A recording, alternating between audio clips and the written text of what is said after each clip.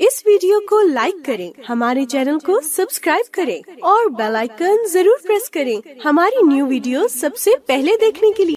अस्सलाम वालेकुम रहमतुल्लाहि व बरकातुह। बिस्मिल्लाहिर्रहमानिर्रहीम। रब्बिश्रह ली सदरी व यस्सिर ली अमरी वहलुल उक़दतम मिन लिसानी यफ़क़हू क़ौली। इंसान की जिंदगी अगर देखा जाए तो 3 दिन की है। एक वो दिन जो गुजर गया जिसको हम यस्टरडे कहते हैं, एक वो दिन जो कल आएगा जिसे हम टुमारो कहते हैं, और एक वो दिन जिसमें आज हम रह रहे हैं। आमतौर पर जब जिंदगी की बेसबाती या कम उम्री का जिक्र किया जाता है तो कहा जाता है कि 2 दिन की जिंदगी, और ये हकीकत है कि जब 2 दिन की जिंदगी की बात होती है तो एक वो जो गुजर चुकी और एक वो जो आने वाली है। बहुत से लोग या माजी में रहते या फिर मुस्तकबिल में, बहुत कम लोग हाल में रहते हैं। जो कुछ गुजर चुका वो गुजर चुका, वो हमारे हाथ से निकल चुका, उसके बारे में हम कुछ नहीं कर सकते। हाँ, ये जरूर है कि जिन बातों पर, अपने जिन आमाल पर हमें पशेमानी है, शर्मिंदगी है, उन पर हम तौबा इस्तिग़फ़ार कर ले।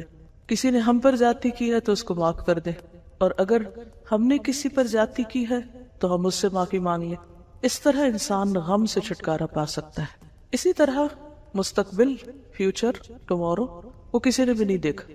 कल क्या होगा हम नहीं जानते। जो चीज हमारे हाथ में ही नहीं, जिसके बारे में हम कुछ इल्म ही नहीं रखते, उसके बारे में फिक्र करना, खौफज़दा रहना, परेशान होना, इससे हासिल कुछ नहीं। बहुत से लोग क्यों दुखी रहते हैं कि मेरा क्या बनेगा, कल क्या होगा। कल क्या होगा अल्लाह को पता है, किसी भी इंसान को नहीं पता। कुरान मजीद में वाज़ेह तौर पर आता है, ला तदरी नफ्सुन माज़ा तक्सिबु गदन। किसी को नहीं पता कल वो क्या कमाई करेगा। आज सुबह मैं पढ़ रही थी किसी का वाकया। एक साहब थे, वो अपनी जिंदगी में बहुत मोतदिल से इंसान थे। जब खुद पढ़ रहे थे तो जितना पढ़ सकते थे पढ़ते थे। कभी उन्होंने टॉप करने की और बहुत आला पोजीशन लेने के लिए अपनी जान नहीं मारी। पढ़ा जरूर लेकिन सुकून से रहे। आखिर डॉक्टर बन गए। जब शादी हुई तो बहुत ज्यादा खूबसूरत लड़की ढूंढने के पीछे नहीं पड़े। एवरेज, अच्छी, जो भी तलाश में आए, माँ बाप ने तलाश की, शादी कर ली। उसके साथ भी बहुत अच्छा निभा किया, एतदाल के साथ रहे। डॉक्टर थे, एक अस्पताल में जॉब मिली, कोई पार्ट टाइम एक्स्ट्रा काम नहीं किया, ज्यादा पैसे कमाने के चक्कर में नहीं पड़े, आराम से काम किया। बच्चे पैदा हुए, नॉर्मल स्कूलों में दाखिल करवाए क्योंकि बहुत फीस नहीं दे सकते थे। शाम को खुद पढ़ाते थे और आपस में प्यार मोहब्बत से रहते थे। एक एतदाल की जिंदगी थी। जब लोग अमेरिका और यूरोप जाने के शौक में दौड़ रहे थे तो उन्होंने अपने मुल्क में रहना पसंद किया, और फिर कुछ अरसे के बाद मालदीव के एक इलाके में उनको जॉब मिली। वहां चले गए। वो इलाका भी बहुत खूबसूरत था, बहुत से तफसा मकाम था। उनकी बीवी और वो मिलकर, बीवी उनके घर के काम काज करती, सब्जियां वगैरह खरीद लाती, खुद बहुत अच्छी तरह ऑनेस्टी के साथ काम किया, और इस तरह अपने पेशे में खास महारत हासिल कर ली क्योंकि फोकस थे, एक ही काम पर तवज्जो थी। कुछ अरसे के बाद उन्होंने एक ऐड देखी कि ऑस्ट्रेलिया में एक डॉक्टर की जरूरत है, और इलाका ऐसा है कि जहाँ पर कुछ ज्यादा आबादी नहीं है, दूर दराज का इलाका है। तो चूंकि पहले ही वो इस तरह की जिंदगी के आदी थे, उन्होंने उसको कबूल कर लिया। जब वहां पर पहुंचे तो ऑस्ट्रेलियन गवर्नमेंट ने देखा कि बहुत ही अच्छे तरीके से वो, यानी बहुत ही अच्छे डॉक्टर हैं और बहुत अच्छी तरह काम कर रहे हैं, तो बहुत मुतासिर हुए उनसे। उन्होंने बहुत सारे इलाके का उनको इंचार्ज बना दिया और तकरीबन 200 एकड़ जमीन भी उनको दे दी, और कुछ ही अरसे में वो बहुत ज्यादा मालदार हो गए। बच्चे उनके सब फर्मा बरदार थे क्योंकि बच्चों को उन्होंने तवज्जो दी थी, खुद पढ़ाया था, खुद बीवी ने भी तवज्जो दी थी, और एक पुरसुकून जिंदगी बसर की थी कि दुनिया के हवस नहीं थे। यानी दूसरे लफ्जों में आप कहिए कि खौफ और परेशानी और टेंशन फ्री जिंदगी बसर की थी। मेहनत जरूर की लेकिन दूसरों का मुकाबला नहीं किया, माल के पीछे दौड़ नहीं लगाई, काम किया लेकिन अल्लाह पे भरोसा रखा। ये एक मिसाल है उस शख्स की जो आज में जीता है कि मैं आज जो काम मेरे ऊपर है, जो जिम्मेदारी आज मुझ पर है, वो मैं किस तरह अंजाम दे रहा हूँ।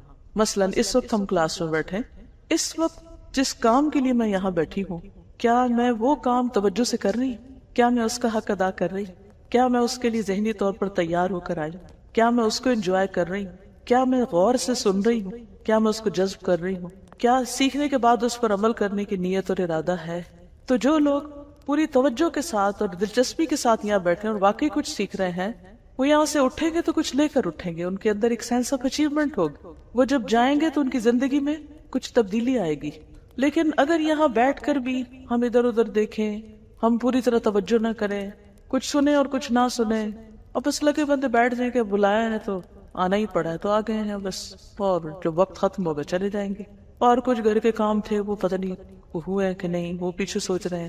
یہی کہ ابھی جا کے پھر پتہ نہیں یہ اور یہ کرنا ہے، فلاں جگہ بھی جانا ہے، فلاں بھی جانا ہے، کل کا یہ کام ہے، پرسوں کا یہ کام ہے.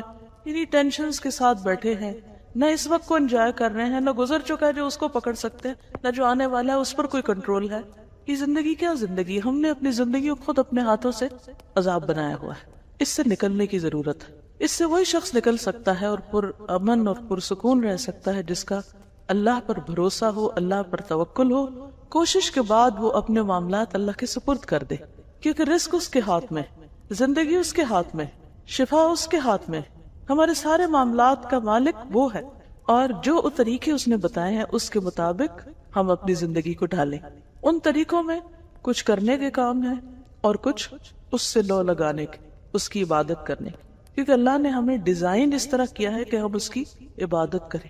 اور یہ دو طرح ہوتی ہے، ایک براہ راست اس کے آگے جھک کر، مثلا ہماری جو باڈی ہے وہ جانوروں سے مختلف ہے، حالانکہ ان کی بھی ٹانگیں ہوتی، ہماری بھی ہوتی، ان کے بھی سارے سسٹمز ہیں، سرکولیٹری سسٹم ہے، ڈائجسٹو سسٹم ہے، ریسپریٹری سسٹم ہے. یہ سارے سسٹم چھوٹے سے چھوٹے جانور سے لے کے بڑے سے بڑے جانور میں ہوتے، لیکن ان کی ساخت اور ہماری ساخت میں فرق ہے. ہماری جو ساخت ہے وہ ان سے مختلف ہے کیونکہ اللہ نے ہمیں خاص کام کے لیے بنایا ہے. اور وہ کیا اللہ تعالیٰ نے، وہ کیا ہے، وہ اللہ تعالیٰ نے خود بتا دیا، وَمَا خَلَقْتُ الْجِنَّ وَالْإِنسَ إِلَّا لِيَعْبُدُونَ، کہ میں نے جن و انس کو اپنی عبادت کے لیے پیدا کیا ہے. اس عبادت میں سر فہرست نماز ہے. اس کے لیے آپ دیکھیں کہ ہمارے جو ہاتھ ہیں، مثلا ہم ہاتھ اوپر اٹھاتے ہیں، ہم اٹھا سکتے ہیں، جانور اس طرح ہاتھ نہیں اٹھا سکتے. ہم پورا رکوع کرتے ہیں پھر اٹھ جاتے ہیں، جانور اس طرح نہیں کر سکتے. وہ رکوع میں جو پیدا ہوئے سارا وقت رکوع ہی کر رہے ہیں، اور جو زمین کے ساتھ لگے ہوئے وہیں لگے ہوئے سجدہ کر رہے ہیں. اور کچھ کھڑے ہیں تو وہ اسی طرح ہی بس کھڑی پوزیشن میں، ان کا چلنا پھرنا کھانا پینا سب کھڑے ہو کے ہی ہو رہا ہے. تو اس میں آپ دیکھیے کہ ہم ایک خاص طریقے پر، آپ دیکھیے، کھڑے ہوتے ہیں، رکوع کرتے ہیں، سجدے میں جاتے ہیں، گھٹنے ٹیکتے ہیں، ناک نیچے رکھتے ہیں، گردن ہماری اسی طرح فلیکسیبل ہو جاتی ہے، پھر ہم کھڑے ہو جاتے ہیں، پھر ہماری گردن مڑ جاتی ہے، سلام کرتے ہیں، رائٹ اور لیفٹ کرتے ہیں، دائیں بائیں دونوں طرف سلام کرتے ہیں. یہ سب کچھ کیا ہے دراصل کہ ایک خاص طریقے پر ہمیں بنایا گیا ہے. عبادت کا دوسرا رخ بندوں کی خدمت، انسانوں کے کام آنا ہے. انسانوں کے کام انسان کس طرح آتا ہے؟ اپنے دماغ سے، سوچ سے، زبان سے، اپنے ہاتھوں سے. یہ جو ہاتھ ہیں اللہ نے ہمارے اس خاص طریقے پر بنائے ہیں، اسی وجہ سے بنائے ہیں، ایک خاص سائز کے بنائے، خاص فلیکسیبلٹی کے، تاکہ ہم کام کریں. تو فارغ بیٹھنے کے لیے نہیں ہے، کچھ کریں، چاہے وہ لکھیں پڑھیں، چاہے آپ کھانا بنائیں، روٹی بنائیں، جھاڑو لگائے، کچھ بھی کریں. جو بھی کام آپ نے کرنے ہیں وہ یہ سب اس لیے بیکار بیٹھ جانے کے لیے نہیں ہے، ہم یہ سوئے رہنے کے لیے نہیں بنائے گئے ہم. تو ان سب طریقوں سے انسان جب اللہ کی مرضی کے مطابق کام کرتا ہے تو وہ عبادت کر رہا ہوتا ہے، اپنی زندگی کا ایک مقصد پورا کر رہا ہوتا ہے. زندگی آج کی زندگی ہے، اس وقت کی زندگی، اس وقت میں زندہ ہوں، یہی میری زندگی ہے. جب یہ نہیں رہے گی تو کچھ بھی نہیں رہے گا، ساری سوچیں دھری کی دھری رہ جائیں. اس لیے ضروری ہے کہ اس وقت سے میں فائدہ اٹھا لوں، اپنے آج سے فائدہ اٹھا لوں، اس لمحے سے فائدہ اٹھا لوں، اس کو خوبصورت بنا لوں، اس کو موسٹ پروڈکٹیو بنا لوں، یہ بیکار نہ گزرے. اس کے لیے ہمیں یہ دیکھنا ہے کہ کس وقت میں کرنے کا کیا کام. سب سے پہلے ہمیں اگر اپنا ٹائم ٹیبل بنانا ہے ڈیلی، مثلا ایک دن کی پلاننگ کرنی ہے، تو سب سے فرسٹ اینڈ فارموسٹ ہمیں یہ دیکھنا ہوگا کہ فرائض کیا ہیں ہمارے، ان کو فل کر لیں. مثلا نمازیں سب سے پہلا فرض ہے. اب اس کے لیے ہمیں کتنے بجے اٹھنا ہے؟ یہ تو نہیں 7 بجے اٹھنا، 7 بجے تو نماز چلی جائے گا، آپ نے اپنا فرض مس کر دیا تو آپ کا تو ٹائم پروڈکٹیو نہیں، آپ کے تو دن کا آغاز ہی غلط ہوا. آپ نے تو اللہ کی نافرمانی سے دن کا آغاز کیا، اللہ کی رحمت کہاں سے آئے گی؟ آپ نے اللہ کو ناراض کر کے دن کا آغاز کیا. تو بہت ضروری ہے کہ ہم جب ٹائم ٹیبل بنائیں تو پہلے اپنے مارک کر لیں، مارننگ، ظہر، عصر، مغرب، عشاء، اب باقی کام ان کے آس پاس کر لیں. بندوں میں ہماری ذمہ داری کون کون ہے؟ ہمارے بچے ہیں یا ہمارے اسٹوڈنٹس ہیں یا ہمسائے ہیں یا کون ہے، جو بھی کوئی ہے، ان کے طرف سے ہمارے اوپر کیا ذمہ داری ہے. اس میں بچے ہیں تو ان کو کھلانا، پلانا، سلانا، جگانا، اسکول بھیجنا، پڑھانا، یہ ساری چیزیں، کیونکہ وہ آپ ہی کی ذمہ داری. کلکم راعٍ وکلکم مسئول عن رعیتہ، ہر شخص نگران ہے، ہر شخص ذمہ دار ہے، ہر ایک سے اس کی رعایا کے بارے میں پوچھا جائے گا. ان کو میں نے کیا کیا کہاں کہاں ٹائم دینا. اگر ماں باپ آپ کی ذمہ داری ہے تو ان کے بارے میں سوچ لیجیے. پھر اس طرح شوہر ہے، شوہر کے لیے بیوی ہے، اس بیوی بچوں کے لیے کمانا، کھلانا، پلانا، یہ ساری چیزیں، یہ سارے ملا جلا کے ہمارے روزمرہ کے ٹاسک سے ایک لمبی لسٹ بن جاتی. یہ سارے ٹاسک لکھے ہوئے ہونے چاہیے اور اپنے آپ کو چیک کرتے رہنا چاہیے، کیا میری عبادات پوری ہے، کیا میرے فرائض پورے ہیں، ذمہ داریاں جو بندوں کی پوری ہیں۔ پھر اگر ہم ایک ٹیچر ہیں تو اس اعتبار سے ہمارے اوپر کیا ذمہ داریاں عائد ہوتی ہیں، اس کے لیے ہمیں اپنے آپ کو پریپیئر کرنا چاہیے۔ اگر ہم کوئی کام کرتے ہیں، کوئی اور جاب کرتے ہیں، کچھ بھی کرتے ہیں، اس کے بارے میں ہمیں پتہ ہونا چاہیے کہ ہم نے کیا کرنا ہے۔ تو کیا کرنا ہے، کیوں کرنا ہے، کب کرنا ہے، کیسے کرنا ہے، کتنا کرنا ہے، یہ معلوم ہونا بے حد ضروری ہے۔ تو کیا کہ تو آپ لسٹ بنا لی، ٹاسک سارے، کیا کرنا ہے، کیوں کرنا ہے، کوئی بھی کام کیوں کر رہے ہیں آپ، اور پھر کتنا کرنا ہے مجھے، کیونکہ کام تو اتنے ہوتے ہیں بعض اوقات کہ آپ اگر ساری رات بھی لگے رہے سارا دن بھی تو ختم نہیں ہو سکتے، مگر ان کو سٹاپ لگانا ہے نا، آگے نماز کا وقت آ رہا ہے، ان کو سٹاپ لگانا ہے کہ آگے کوئی اور چیز آ رہی، تو اس کو پھر آپ اسی کے مطابق ہی ڈیوائڈ کرتے ہیں۔ تو سارے کیا کرنا ہے، کیوں کرنا ہے، کتنا کرنا ہے، کب کرنا ہے، یہ پتا ہونا چاہیے۔ یہ نہیں کہ نماز کے وقت میں آپ کھانا پکانے لگ جائیں اور سونے کے وقت میں آپ بیٹھ کے ٹی وی دیکھتے رہیں اور جب پھر نماز کا وقت ہو تو آپ پھر سو جائیں، یہ نہیں ہو سکتا۔ یہ پھر آپ نے آج کا دن ضائع کر دیا اس کی تقسیم غلط کر کے اوقات کی۔ کیا کرنا ہے، کیوں کرنا ہے، کتنا کرنا ہے، کب کرنا ہے اور کیسے کرنا ہے۔ جس شخص کو یہ پتا ہو کہ کوئی کام میں نے کیسے کرنا ہے، وہ بہت اچھی طرح امن کے ساتھ زندگی بسر کر لے۔ اب یہاں سے شروع ہوتا ہے، کیسے سے شروع ہوتا ہے، علم اس کے لیے علم حاصل کرنا ضروری ہے۔ مثلا نماز پڑھنی تو کیسے پڑھنی ہے، کیا کیا کرنا ہے مجھے اس میں، تو کیسے کے لیے جاننا ضروری ہوتا ہے، یعنی علم حاصل کرنا ضروری ہوتا ہے۔ حتیٰ کہ اللہ سبحانہ و تعالیٰ فرماتے ہیں قرآن مجید میں فَعْلَمْ أَنَّهُ لَا إِلَهَ إِلَّا، جان لو، علم حاصل کرو کہ اس کے سوا کوئی معبود نہیں۔ اس کو بھی جاننا ضروری ہے، اس کا بھی علم حاصل کرنا چاہیے کہ واہ کیوں، وہی کیوں معبود ہے، کوئی اور کیوں نہیں ہو سکتا، کیا اس کا کوئی پارٹنر ہے، شریک ہے، یا صرف وہی ہے، یہ بھی ہمارے جاننے کی بات ہے۔ پھر اس کے بعد جب آپ یہ سارا کچھ کر لیں گے اور اپنے اپنے وقت پر صحیح نیت کے ساتھ اپنی ذمہ داریاں کو نبھائیں گے تو آپ کی یہ زندگی انتہائی پرسکون ہو جائے گی جب آپ کو اپنے کام کرنے کے طریقے آ گئے۔ ابراہیم علیہ السلام نے جب اللہ کا گھر بنایا تھا، کس کے لیے بنایا تھا؟ اللہ تعالیٰ نے فرمایا کہ میرے گھر کو طواف کرنے والوں کے لیے وَطَهِّرْ بَيْتِيَ لِلطَّائِفِينَ وَالرُّكَّعِ السُّجُودِ تک، تو ان سب کے لیے صاف رکھو گھر۔ لیکن ساتھ ہی انہوں نے ایک دعا مانگی تھی، وَأَرِنَا مناسکنا، کہ اللہ ہمیں ہمارے مناسک عبادت کے طریقے ہمیں سکھا دے۔ یہاں سے علم کی ضرورت محسوس ہوتی ہے انسان کو کہ سیکھ کے کرتا ہے انسان، ہر چیز سیکھنے کی ضرورت ہوتی، حتیٰ کہ کھانا پینا بھی، یعنی صرف کھانا، خود کھانا ہے، آپ نے اپنا پیٹ بھرنا ہے، وہ کھانے کا طریقہ بھی آنا چاہیے آپ کو، یہ کیسے کھانا ہے۔ آپ نے دیکھا کہ کچھ لوگوں میں کھانے کے مینرز بالکل نہیں ہوتے، بہت کچھ پڑھ لے کے جاتے ہیں لیکن ان کو طریقہ نہیں آتا کھانے کا، چبانے کا طریقہ نہیں آتا، کھانے کا نہیں آتا، اور بھی اسی طرح۔ تو ان میں اور جانوروں میں فرق کوئی نہیں رہ جاتا نا۔ اب جانور جیسے جگالی کرتے رہتے، اگر انسان بھی ایسے ہی کرتے رہے تو کیا حاصل ہوگا، کوئی فرق نہیں رہے گا۔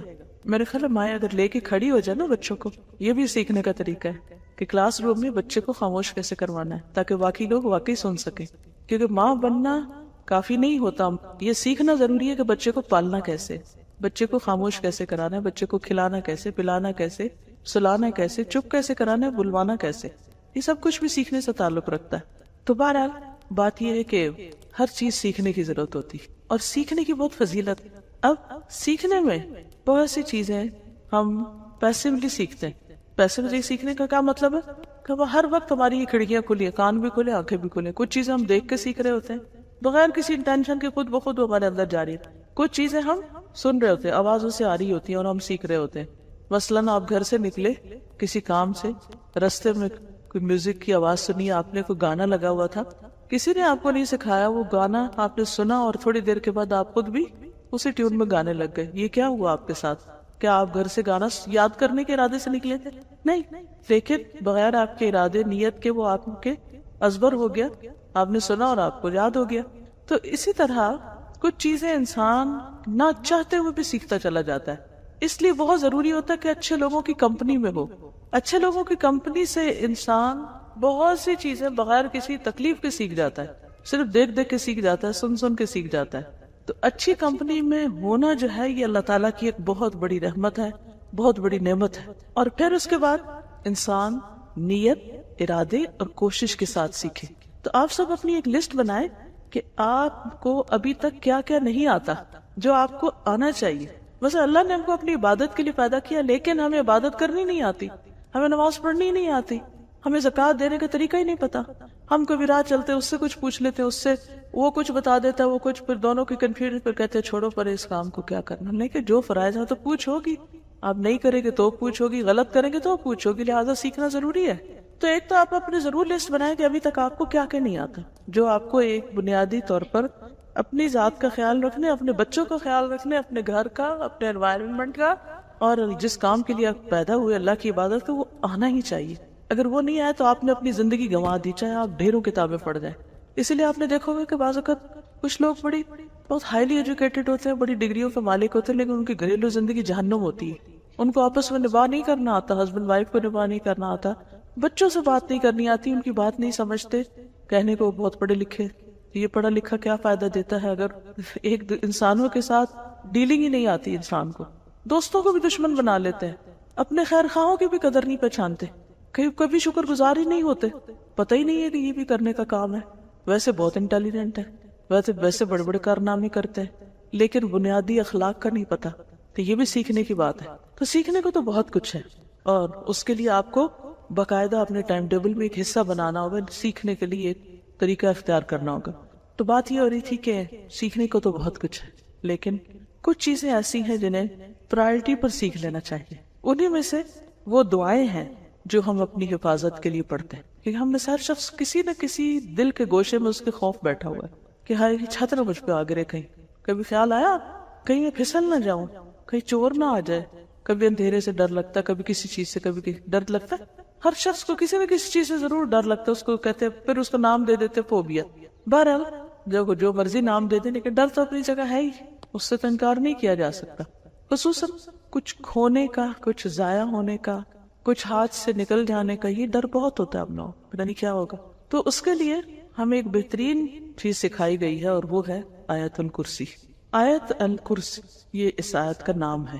آیت الکرسی جو ہے یہ قرآن مجید کی آیات میں سے بہت ہی افضل آیت ہے، بہت بلند درجے کی آیت ہے. جیسے صورتوں کے نام ہے نا، اسی طرح کچھ آیتوں کے بھی نام ہیں. اللہ سبحانہ وتعالیٰ نے آدم علیہ السلام کو مختلف چیزوں کے نام سکھائے تھے، اور کسی بھی شخص کے صاحب علم ہونے کی علامت یہ ہوتی ہے کسی بھی فیلڈ یا فن میں کہ اس کو اس خاص علم سے متعلق چیزوں کے نام آتے ہوں. مثلاً آپ قرآن کے طالب علم ہیں اور آپ کو صورتوں کے نام ہی نہیں آتے، کیا جانا آپ نے. اسی طرح مثلاً آپ باٹنی پڑھ رہے ہیں اور اپنے انوائرمنٹ میں ارد گرد پودوں کے نام کو نہیں آتے، گھاس کی قسموں کو ہی نہیں پتا، درختوں کے نام نہیں آتے. اب ہر شخص کے لیے ہر علم کی ہر چیز سیکھنا تو فرض نہیں ہے، لیکن کم از کم جو علم آپ پڑھ رہے ہیں اس کے متعلقہ چیزوں کے نام آنا ضروری ہے. کئی لوگ ایسے ہوتے ہیں کہ وہ لوگوں کے بیچ میں سالوں رہ رہے ہوتے ہیں، ان کو آس پاس لوگوں کے نام ہی نہیں آتے. آپ کی کیا ریلیشن شپس ہوں گے اچھے، کیسے اچھے ہو سکتے ہیں. مجھ سے کسی نے پوچھا کہ آپ وہ پڑھا رہی تھی، کہنے لگی کہ مجھے آپ کو ٹپ بتائیے، آپ بھی پڑھاتی.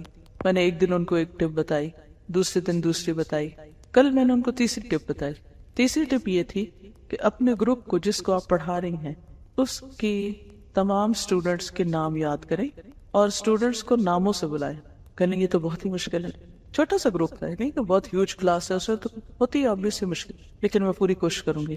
میں نے کہا اس سے آپ فرق جانیں گی کہ اسٹوڈنٹ اور ٹیچر کا جب تک کنیکشن نہیں ہوتا تو علم پاس نہیں ہوتا، وہ صرف انفارمیشن ہوتی، آپ سیکھ نہیں سکتے. پھر آپ کو پتہ ہی نہیں آپ آس پاس کون بیٹھا ہوا ہے، وہ کیا کر رہا ہے.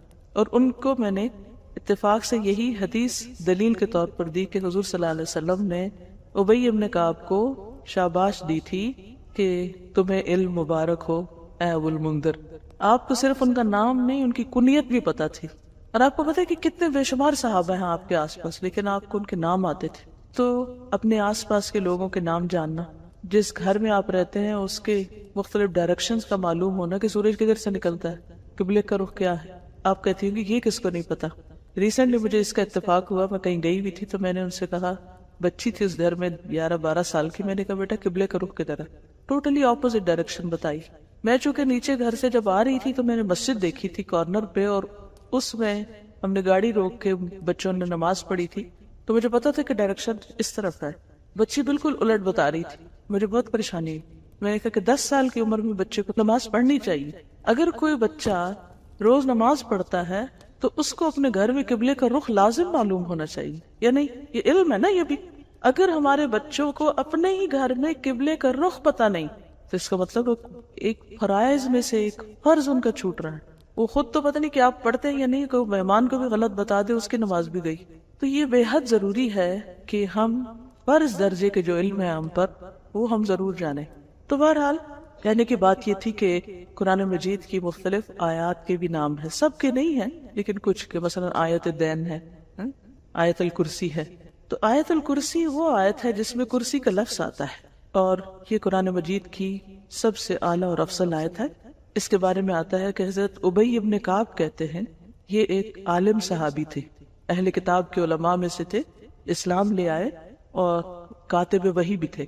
وہ کہتے ہیں کہ رسول اللہ صلی اللہ علیہ وسلم نے فرمایا، اے ابو المنذر، کیا تجھے معلوم ہے کہ کتاب اللہ میں سے تمہارے پاس کون سی آیت سب سے افضل ہے؟ میں نے عرض کیا، اللہ اور اس کا رسول ہی بہتر جانتے ہیں. آپ نے فرمایا، اے ابو المنذر، کیا تجھے معلوم ہے کتاب اللہ میں سے تمہارے پاس کون سی آیت سب سے افضل ہے؟ دوبارہ پوچھا. میں نے عرض کیا، اللہ لا الہ الا هو الحی القیوم، یعنی آیت الکرسی.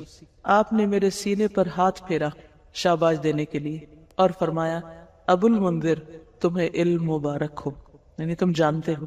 اس ایک حدیث کے اندر بہت کچھ ہے سیکھنے کے لیے. مثلا سب سے پہلے تو نبی صلی اللہ علیہ وسلم کا طریقہ تعلیم معلوم ہوتا ہے کہ آپ نے اپنے صحابی کو سوال کیا. یہ نہیں کہا کہ میں تمہیں بتاتا ہوں. ہمیں تو کوئی بات پتا ہو تو ہم کیا کہتے ہیں، ادھر میں تمہیں بتاؤں. لیکن آپ نے پوچھا. کیوں پوچھا؟ کہ اگر انہیں پہلے سے معلوم ہے تو اس سے کیا ہو، سوال کرنے سے ایک تو ایک انٹریکشن ہوتی ہے، دوسرے کو اہمیت بھی دی جاتی ہے، اس سے ایک تعلق پیدا ہو جاتا ہے. اور پھر اس کے بعد یہ ہے کہ صحابی کے پارٹ پر یہ بات پتہ چلتی ہے کہ صحابی جو ہیں وہ کہتے ہیں کہ اللہ اور اس کا رسول بہتر جانتے ہیں. حالانکہ پتہ ہے ان کو، لیکن پھر بھی کیا کہتے ہیں، اللہ اور اس کا رسول بہتر جانتے ہیں. کیوں؟ تاکہ اگر میرے علم سے زیادہ وہاں ہے تو پہلے مجھے وہ مل جائے. میں اگر ایک بات بتا دوں گا جو مجھے پتہ تو ہو سکتا ہے کہ مجھے اگلی چیز نہ پتہ چلے. لیکن حضور صلی اللہ علیہ وسلم بھی محسوس کر رہے ہیں کہ ان کو معلوم ہے، شاید یہ جھجک رہے ہیں یا اس کا مظاہرہ کر رہے ہیں. آپ دوبارہ پوچھتے ہیں اور اسی ٹون میں پوچھتے ہیں، اے ابو المنذر، کیا تمہیں معلوم ہے کہ کتاب اللہ میں سے سب سے افضل آیت کون سی ہے؟ تو پھر اس پر وہ جواب دیتے ہیں، میں نے عرض کیا، اللہ لا الہ الا هو الحی القیوم. پھر آپ سینے پہ ہاتھ پھیرتے ہیں، اس طرح تھپکی دیتے ہیں ایک طرح سے. اس کا مطلب ہے کہ وہ قریب بیٹھے ہوئے ہیں، ریچ میں ہیں آپ کی. ہو سکتا ہے دور بھی ہو تو بلا کے شاباش دی ہو. تو طالب علم کو تھپکی دینا یا اس پہ ہاتھ پھیرنا یا شاباش دینا اس کی ہمت بندھاتا ہے، اس کو انکریج کرتا ہے، اس کو اور زیادہ علم کا شوق دلاتا ہے. اور پھر آپ فرماتے ہیں کہ تمہیں علم مبارک، شاباش. آپ خوش ہو جاتے ہیں اور دعا دیتے. اچھا، ہم عام طور پر کسی کو کوئی بات پتا ہو یا کسی کو معلوم ہو تو اس پر اس کی تعریف نہیں کرتے یا اس کی ہمت نہیں بندھاتے، جبکہ استاد کا فرض بنتا ہے کہ اچھا جواب آنے پر، درست جواب آنے پر ضرور کچھ نہ کچھ دعا دے. مثلا بارک اللہ فیکم، شاباش، کوئی بھی اچھا ورڈ، گڈ اسٹروک دے. تو اس حدیث سے پتہ چلتا ہے کہ آیت الکرسی جو ہے یہ سب سے اعلیٰ اور افضل آیت ہے. پھر اسی طرح ایک اور حدیث ہے، حضرت ابن اسقا کہتے ہیں رسول اللہ صلی اللہ علیہ وسلم صفہ میں تشریف لائے. صفہ کیا تھا؟ وہ چبوترا جس پر صحابہ بیٹھ کر پڑھا کرتے تھے، وہیں رہتے تھے، وہیں پڑھتے تھے. تو ایک آدمی نے آپ سے سوال کیا، یا رسول اللہ، سب سے زیادہ عظمت والی آیت کون سی ہے؟ آپ نے فرمایا، اللہ لا الہ الا هو الحی القیوم، یعنی پوری آیت الکرسی. تو اس سے بھی بات مزید واضح ہو جاتی ہے، اس کو تقویت ملتی ہے کہ یہی آیت سب سے افضل ہے.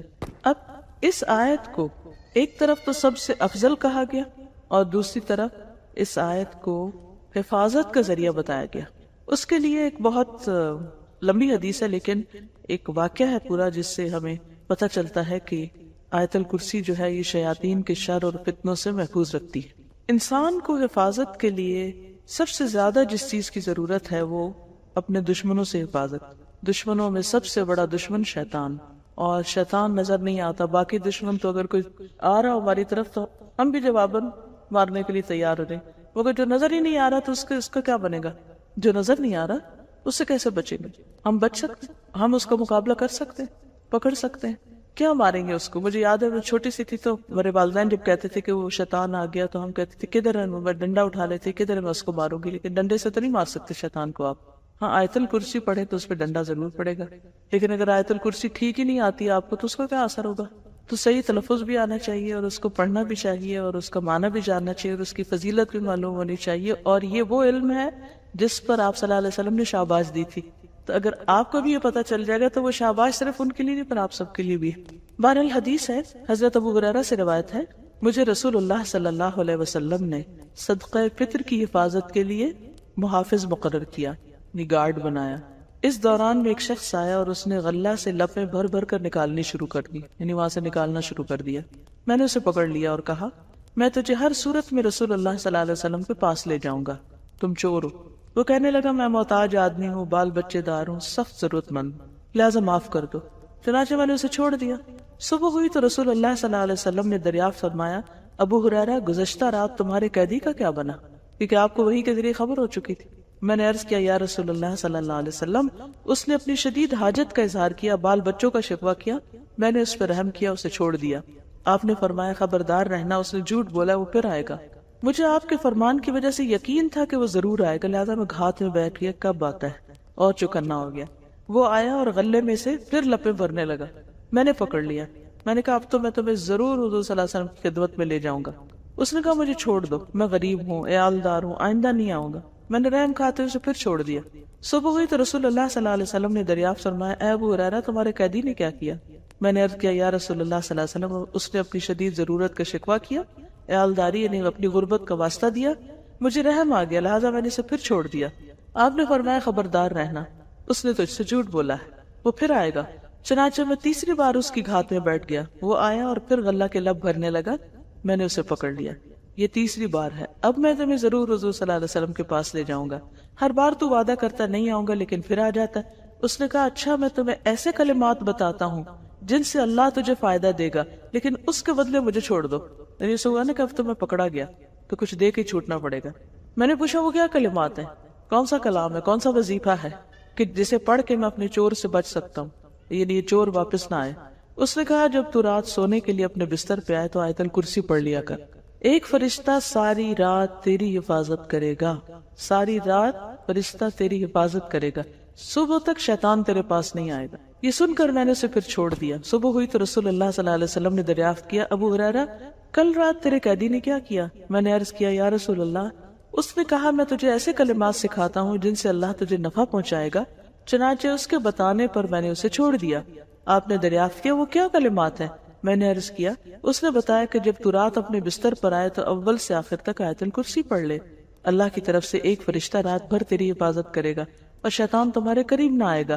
صحابہ کرام چونکہ خیر و بھلائی کے زیادہ حریص تھے، اس لیے آپ نے حضرت ابو ہریرہ کو کچھ نہیں کہا، بلکہ فرمایا، ہاں، اس نے تجھ سے سچی بات کہی، لیکن وہ خود جھوٹا ہے. تجھے معلوم ہے 3 راتوں سے تمہارے پاس کون آ رہا تھا؟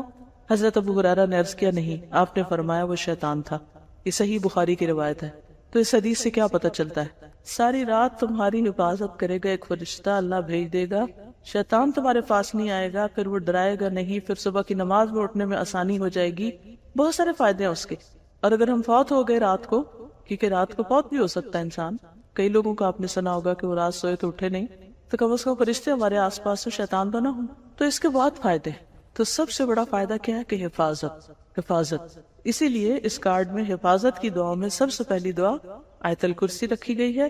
اور اس میں کرنا کیا چاہیے کہ ویسے تو ہر نماز کے بعد پڑھنی چاہیے، لیکن صبح اور شام ایک دفعہ اگر انسان پڑھتا ہے تو جنوں سے محفوظ رہتا ہے. ٹھیک ہے، خصوصی طور پر جو جنوں کو کتنا ڈر ہوتا ہے، جن چمٹ جائیں گے، وہ پتہ نہیں کیا ہو جائے گا، تو بس آیت الکرسی پڑھ لیں. جو ہی شام ہونے لگے آیت الکرسی پڑھ لیں، صبح نماز کے بعد پڑھ لیں، محفوظ ہیں آپ انشاءاللہ. ایک اور حدیث میں ہے، ابی ابن کعب اپنے باپ سے روایت کرتے ہیں کہ ان کے کھجوروں کے کھلیان تھے، کھیت تھے، باغ تھے، تو وہ اس میں کمی دیکھتے کہ کھجوریں کم ہو رہی ہیں، لگتا ہے کوئی چور ہے. تو ایک رات انہوں نے چور کو پکڑ لیا.